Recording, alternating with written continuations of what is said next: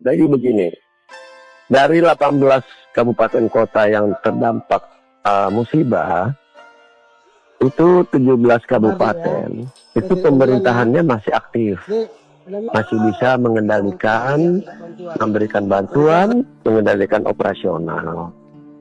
Untuk Kabupaten Tamiang, ini untuk memasuk ke wilayahnya masih banyak air. Terus dari kota Medan pun, dari Medan belum bisa tembus karena ada longsoran dan air di jalan sekitar 1,5 meter.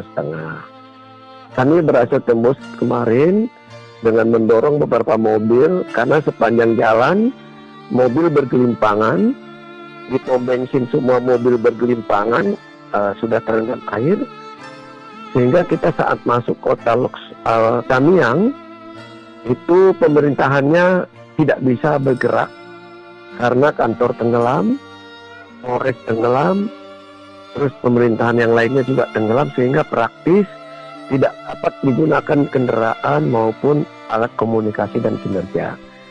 Jadi kita buntu informasi, sehingga kita membawa Starlink genset untuk memberikan informasi daerah-daerah yang terparah, sehingga makanan bisa kita drop dari 2 versi, dari laut dan dari udara.